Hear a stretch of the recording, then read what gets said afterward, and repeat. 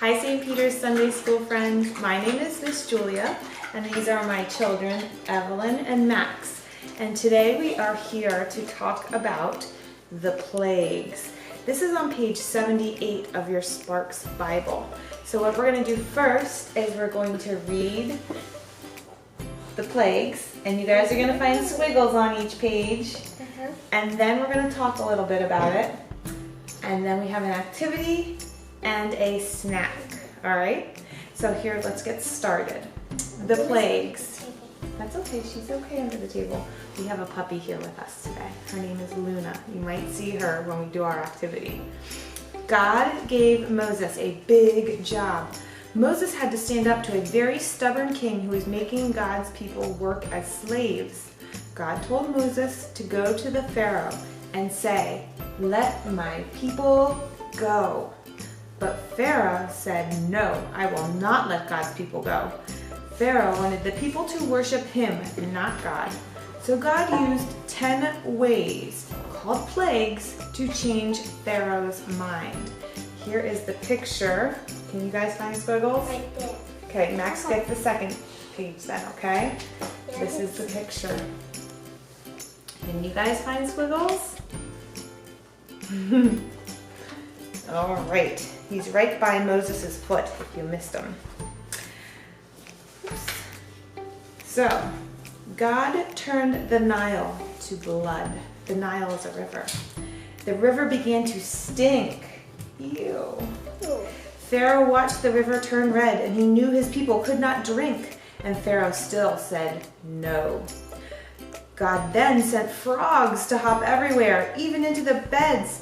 Pharaoh heard his bakers scream when the frogs jumped out of their breads, and Pharaoh still said no. God thought gnats might change Pharaoh's mind so that the people could go free. Gnats swarmed people, goats, and cows, and there was no place to flee, but Pharaoh still said no. Flies, thought God. Flies will do the trick, and so God sent a zillion. Pharaoh's house filled up with flies, and outside there were 1,000,000, and Pharaoh still said no. God struck down Pharaoh's herds. The camels all were ill. The donkeys, horses all got sick. His cows fell down. But still, Pharaoh said no. Oozy, gooey, icky sores, those are boo-boos, on everybody's skin. God knocked and knocked on Pharaoh's heart. Pharaoh never let God in, and Pharaoh said no. Hail pounded, thunder crashed, Pharaoh's plants laid down everywhere. Not a tree stood anywhere. All were on the ground, and Pharaoh still said no. Where's squiggles? That's really easy. Yeah. No, wait. What is those things falling from the sky? The hail. Hail. Yep, those are hails falling from the sky. I thought it was green. Nope.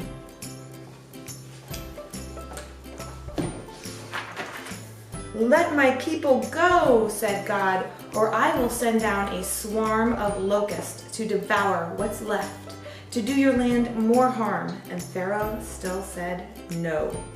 Now, darkness covered Pharaoh's land. The sun did not appear. No one could move and no one could see. Still, Pharaoh would not hear, and the Pharaoh still said no. The last and the saddest plague of all brought sobs throughout the lands. Parents cried as their children died.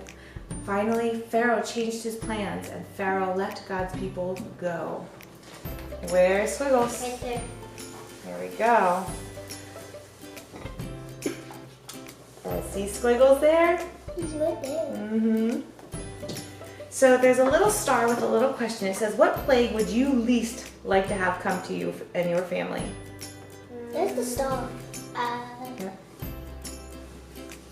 I would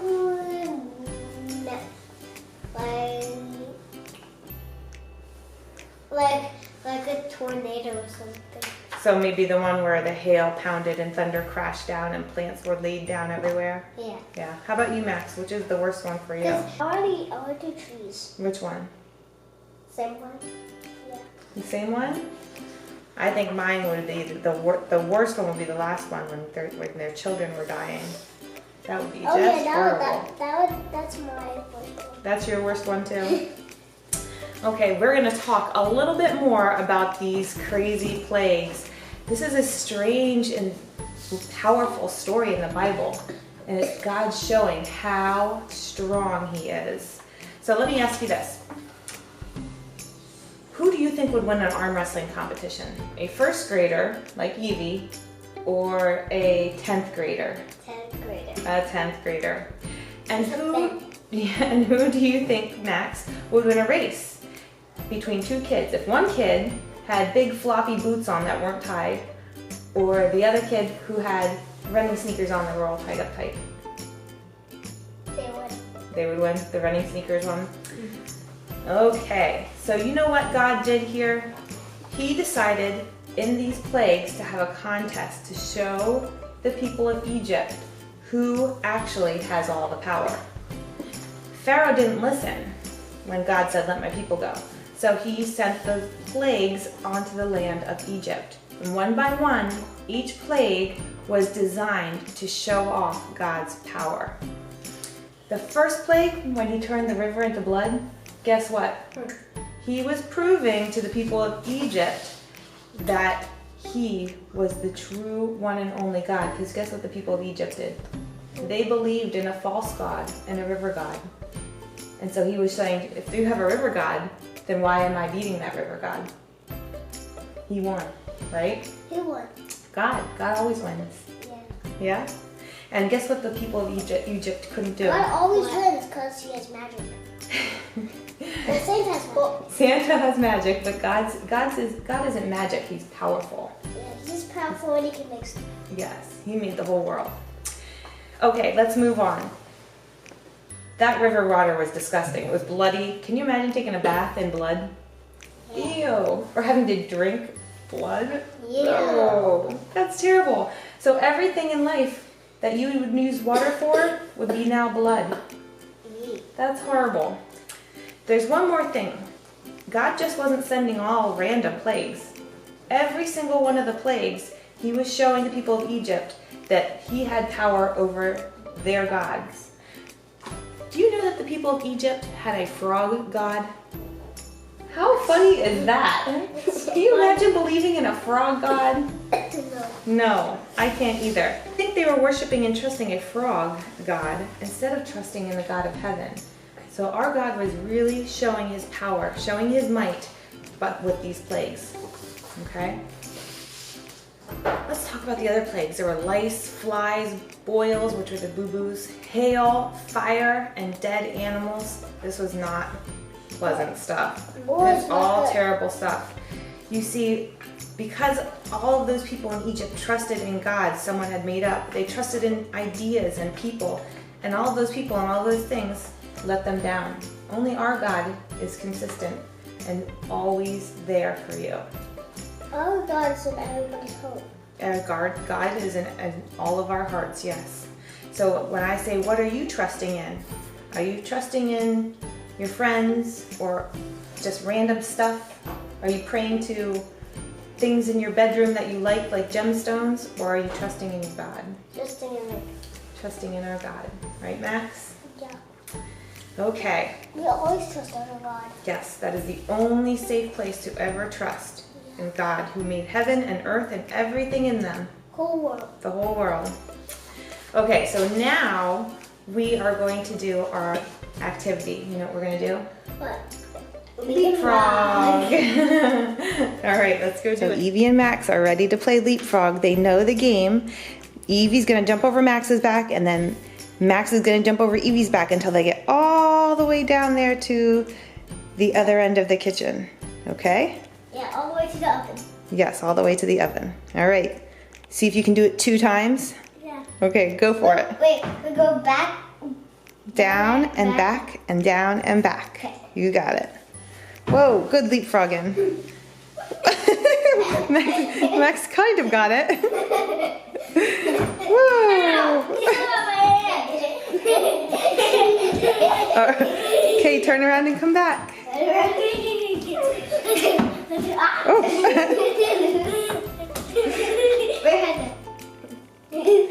Whoa.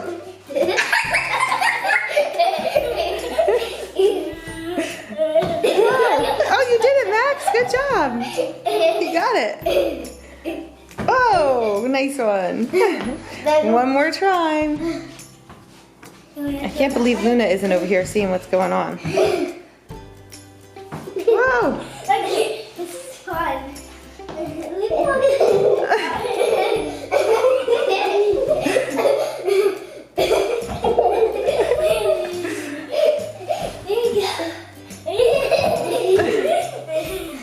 Now we go back.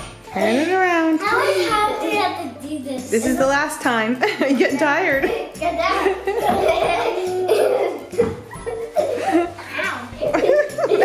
Poor Max.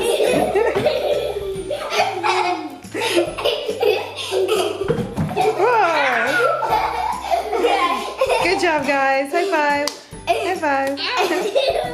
All right, we hope you enjoyed our leapfrog activity. Luna's under the table. Here, let me see if we can show. This puppy is getting so big. You want to say hi to everybody?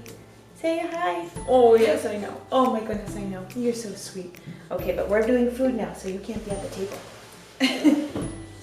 All right, I'm gonna go wash my hands quick. Okay, as always, before you do any food or snack making, you have to have clean hands, right? Yeah. Okay, so to do this snack, we are making frog faces. We're gonna have one green apple. A yellow apple would work just fine too. We're using green grapes for eyes, and we are using raisins. And Twizzlers. And a Twizzler for the tongue.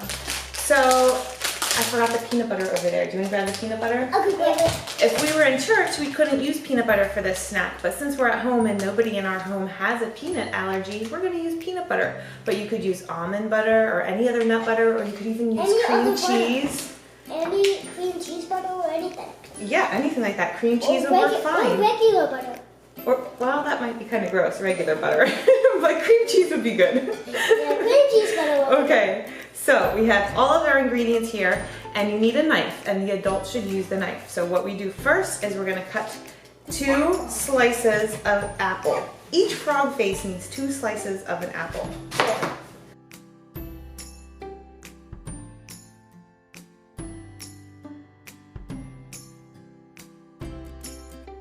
The peanut butter and smear it on the inside of the apples. I will get you guys each a spoon so you can do that job, okay? Yeah, together.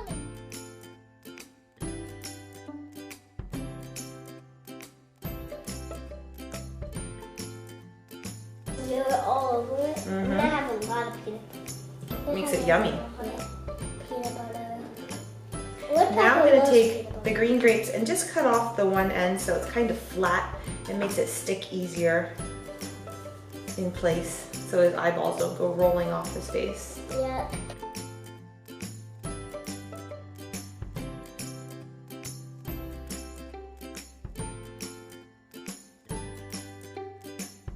Okay, next we're gonna put the eyes right here, right on that green spot, okay?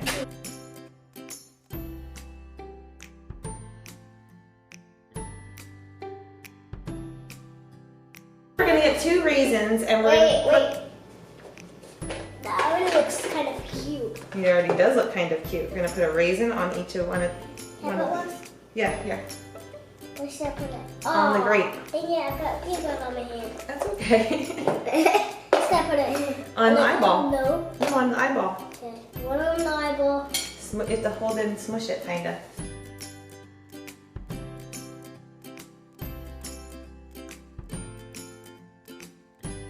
Twizzlers are going to be the frog's tongue. Yeah, it's gonna be the wing right in the middle so it's sticky. Okay.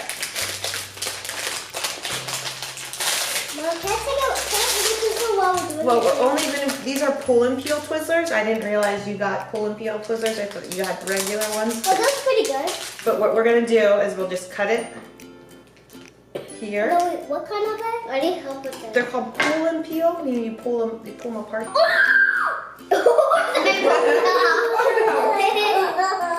My eyebrow! On the tongue, so it looks like Like a a fly. And this is the finished product. Okay, can I try? I want to do mine now. Mom, I It's need super to do cute, my but it tongue. looks so gross. Okay, get your Twizzler. Here we go. Looks cute. It does look cute. Yeah. Max's frog face. Yours looks better. No, yours looks just as good, honey. Uh-huh. There's no wrong when you're making frog face This art is like for snacks. All right, friends, before we go and enjoy our froggy face snacks, we're going to share a prayer and close out our Sunday school lesson. So let's hold our hands. You can repeat after me. Okay. Dear God, Dear God, thank you for being all-powerful. thank you for being all powerful. Thank you for showing us Thank you for showing us. Thank you for showing us that you're our safe place to put our trust. that you're a safe place for putting our trust. Thank you for making Thank you for making heaven, Thank you for making heaven, earth, earth, and everything in them. and everything in them. And everything in them. In your name we pray. In your name we pray. Amen. Amen. Bye, everybody. Bye.